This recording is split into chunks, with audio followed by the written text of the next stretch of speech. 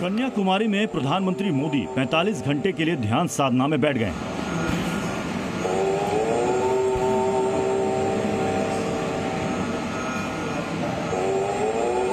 ये वही स्थान है जहां पर स्वामी विवेकानंद ने ध्यान लगाया था।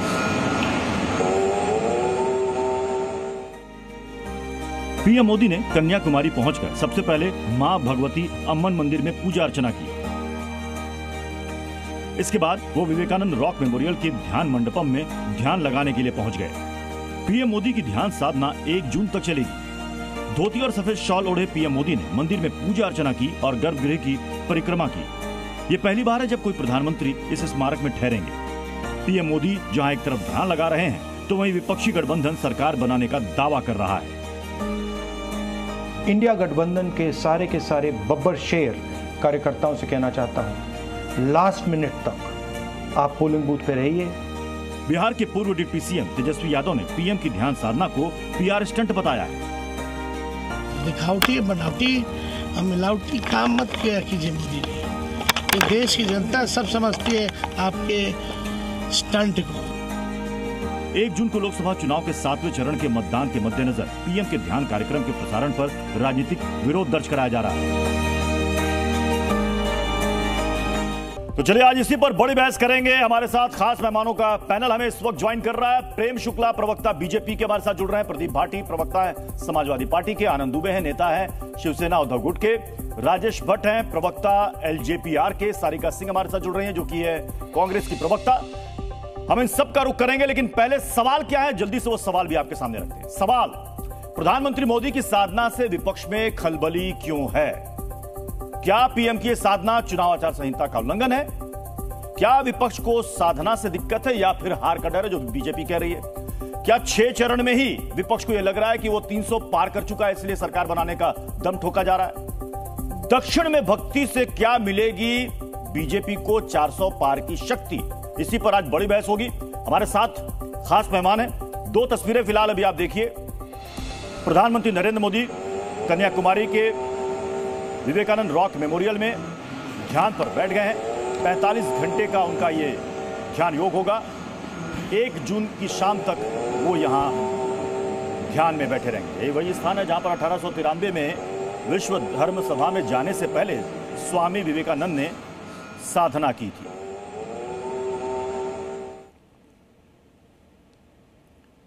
और दरअसल इसी साधना को लेकर विपक्ष ऐतराज जाहिर कर रहा है। विपक्ष का कहना है कि यह चुनाव आचार संहिता का उल्लंघन है। साइलेंट पीरियड में आप अप्रत्यक्ष रूप से चुनाव प्रचार नहीं कर सकते। बीजेपी कह रही है ये तो साधना है, ये प्रचार कहां है?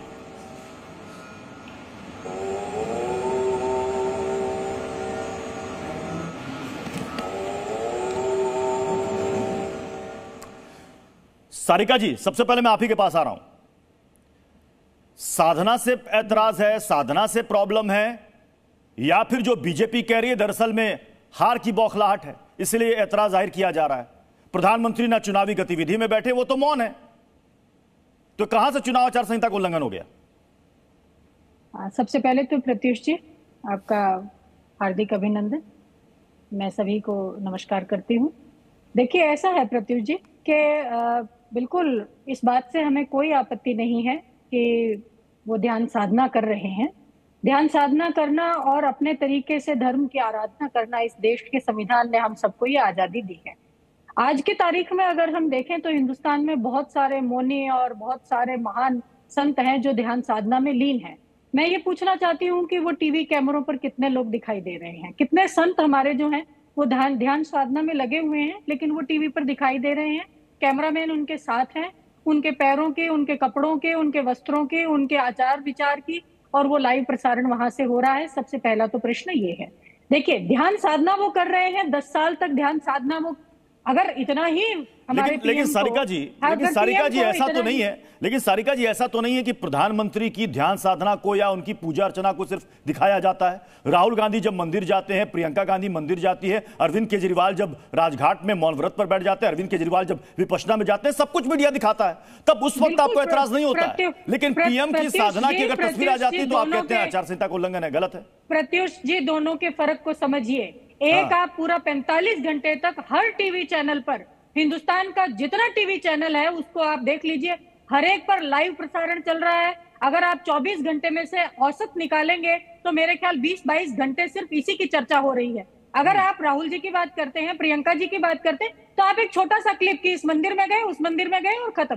क्योंकि हमें हमारे कितनी बहस भी हुई है सारिका जी, आप भूल गए। कितनी बहस भी हुई है, कितनी बहस भी हुई है, कितनी बहस हुई है, कितनी कवरेज हुई है। प्रियंका गांधी जब गंगा यात्रा पर थी, गंगा का आचमन किया था, लंबी कवरेज थी, हमें अच्छी तरीके से याद है।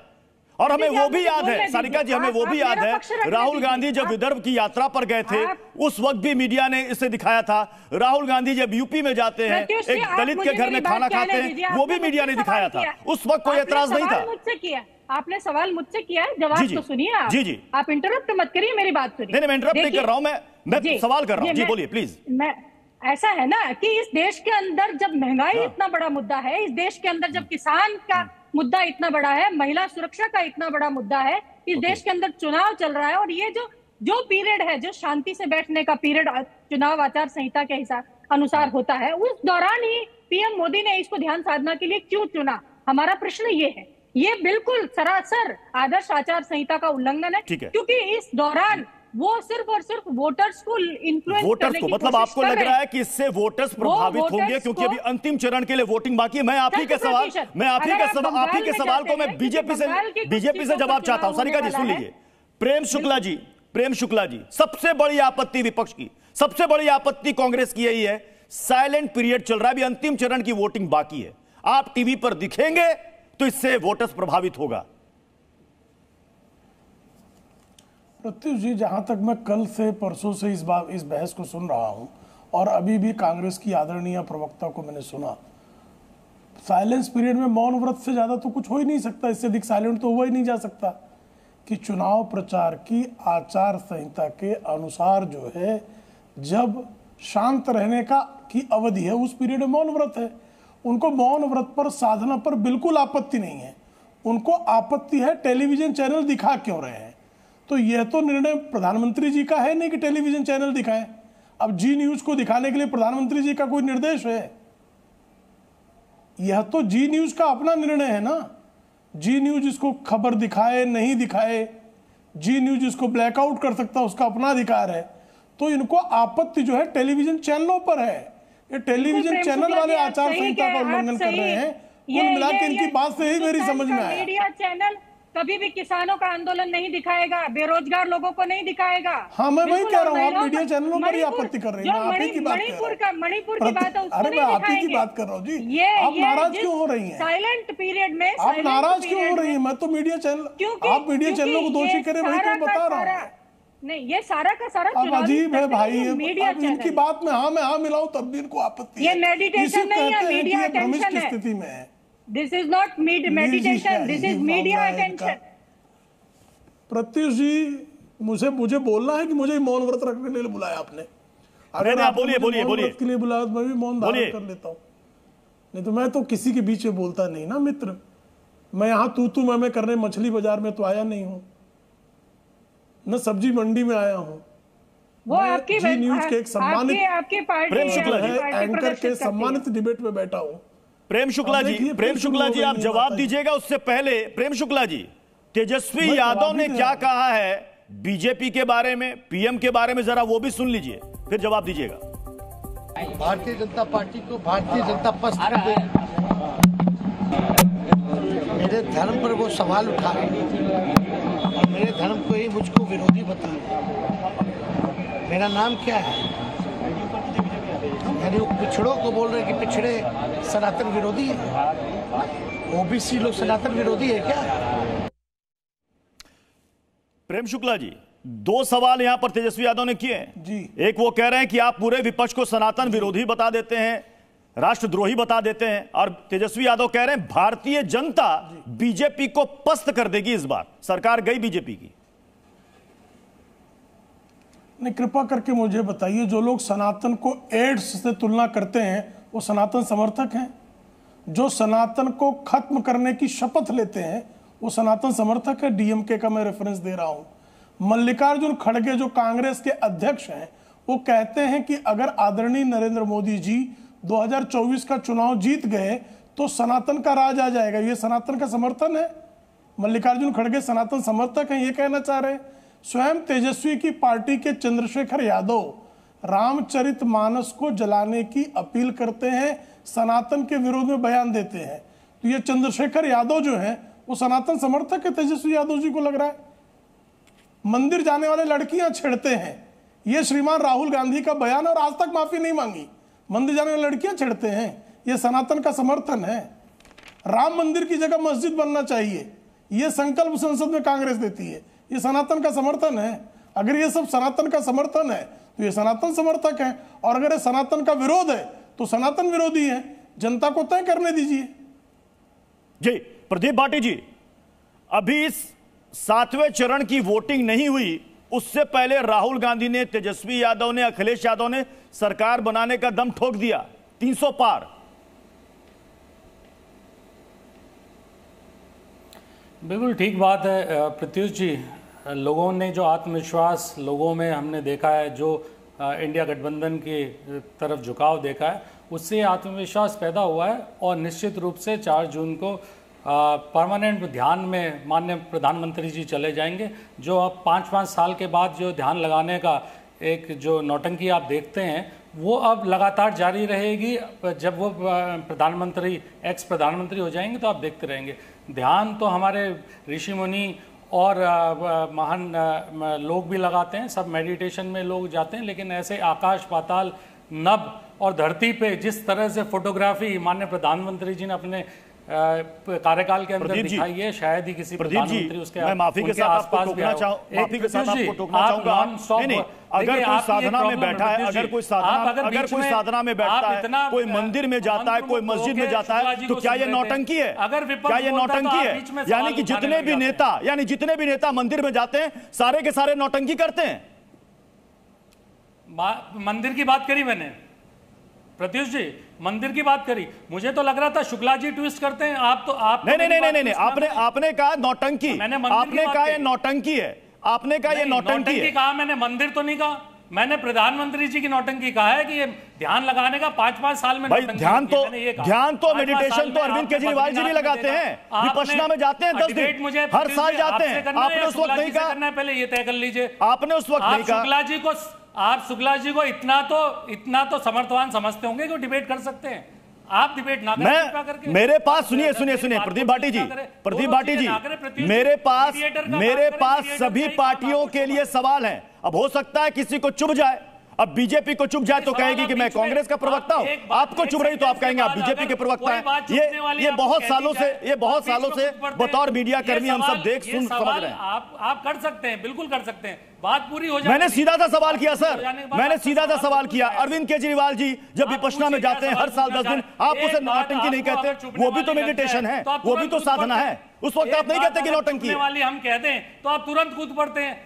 तो आप बहस कर लीजिए, प्रेम शुक्ला जी जवाब दीजिए ना, आप बात जो मैंने पूछा उसका जवाब दे दीजिए। आपने मेरे वर्ड्स को ट्विस्ट करा, आपने ट्विस्ट करा मेरी बात को। मैंने मंदिर के बारे में नहीं कहा, मैंने कहा प्रधानमंत्री जी की बद्रीनाथ में देखी आपने, रविंद्रनाथ टैगोर मेमोरियल में आपने वो 5 साल के कार्यकाल के बाद वो चीज देखी आपने, ध्यान लगा रहे थे। हर 5 साल में करते हैं। जैसी ही ये साइलेंट परेड चलता है वो ये करते हैं। तो इसे हम नौटंकी नहीं कहें तो क्या कहें? अगर आपके कैमरा हट जाएं, सारे कैमरा हट जाए, माननीय प्रधानमंत्री जी कभी चले जाए ध्यान लगाने तो बता दीजिएगा। ठीक है, कभी राजेश भट्ट जी, राजेश भट्ट जी, ये सियासी नौटंकी है। सुनिए, जो विपक्ष कह रहा है, एक सेकंड, आप ही का सवाल ले रहा हूं सर, आप ही का सवाल ले रहा हूं।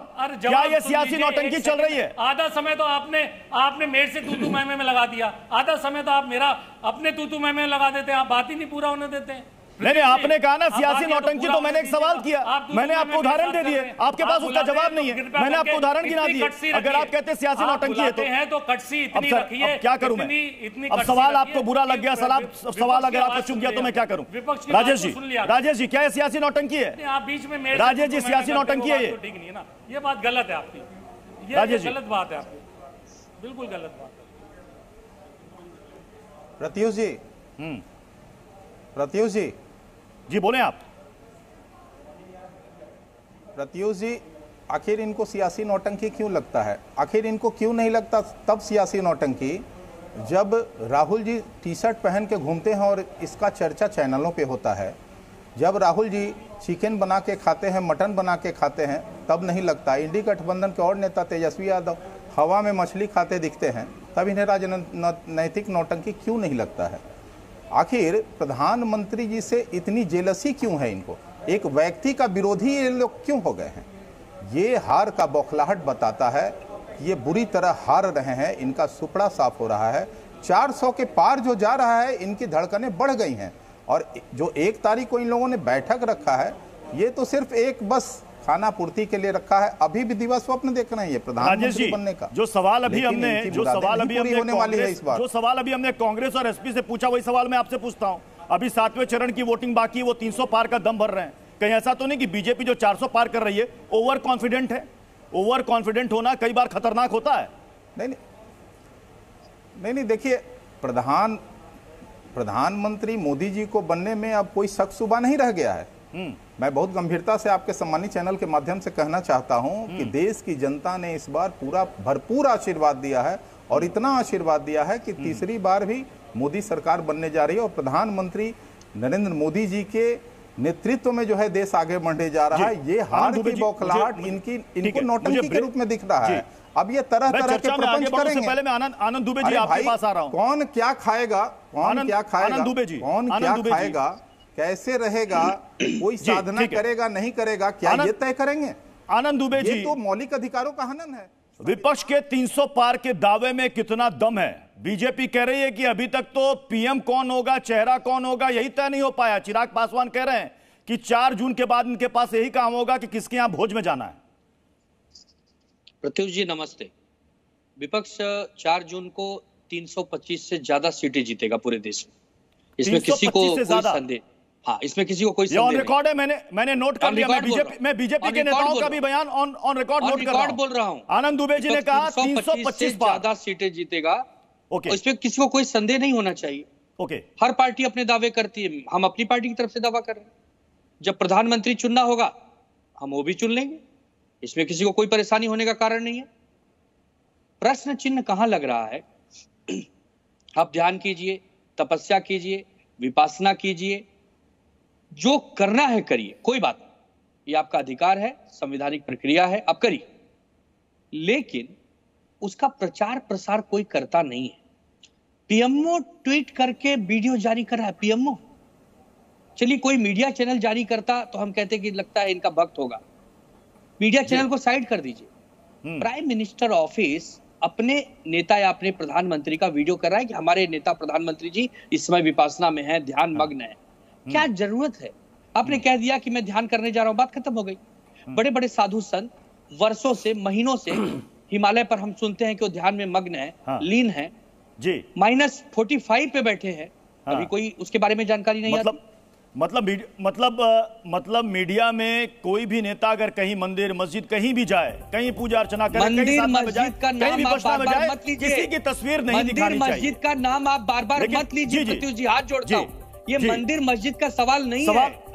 मंदिर मस्जिद सब जाते हैं, गुरुद्वारे जाते हैं, और मीडिया उसको दिखाता है, सभी नेताओं को दिखाता है, सभी नेताओं को दिखाता है, जो विपक्ष करते हैं उनको भी दिखाता है, मंदिर मस्जिद जाते हैं उनको भी दिखाता है। और जब सवाल यहाँ पर खड़ा हो रहा है, कि साहब इससे वोटर प्रभावित होगा, तब जब पहले चरण का चुनाव चल रहा होता है कहीं पर, दूसरे चरण में आप वहां पर जाकर चुनावी जनसभा कर रहे होते हैं, उस वक्त भी मीडिया उन्हें दिखाता है कि इससे वोटर प्रभावित नहीं होता।